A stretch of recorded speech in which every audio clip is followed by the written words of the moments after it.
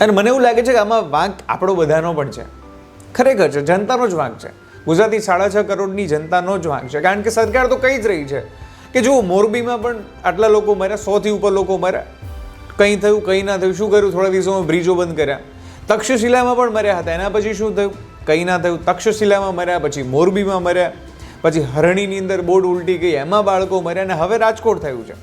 હજુય અમને જો પ્રશ્નો નહીં પૂછો, અમારી સામે સવાલ નહીં ઉઠાવો, અમારી જોડેથી જવાબ નહીં માંગો, તો હજુ અમે તો સત્તામાં આવીશું ને હજુ કદાચ આવા લોકો મળશે, અમને શું ફરક પડે છે? રાજકારણીઓની ચામડી જાડી હોય છે, એમને આટલી વસ્તુઓથી ફરક નથી પડતો. આવી બાબતોમાં સંવેદનશીલ થઈ જશે. આવી બાબતોમાં આપણે શાંતિથી વાત કરવી જોઈએ એવું કહેશે. અને નાની નાની બાબતોમાં જ્યારે આગ લગાવતા ફરતા હોય છે ઇલેક્શનની અંદર, નાની નાની બાબતોમાં એમને એવું થઈ જાય છે કે ગુજરાતની અસ્મિતા હણાઈ ગઈ, ગુજરાતના લોકોની અસ્મિતા હણાઈ ગઈ. જ્યારે આ 32 લોકોના મોત થયા છે ત્યારે કેમ કોઈ ગુજરાતની અસ્મિતા નથી હણાતી?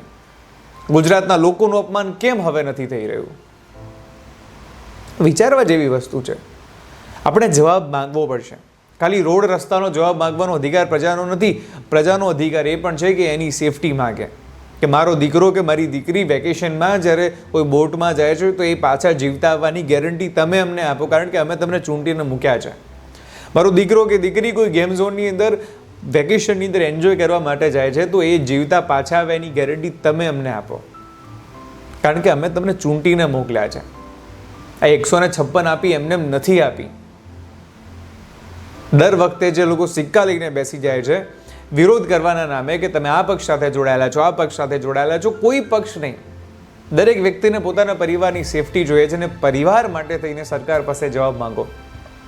કદાચ કોઈ પશ્ચિમી દેશ હોત અને આવી મોટી કોઈ ઘટના થઈ હોત તો આખી સરકાર ગબડી પડત.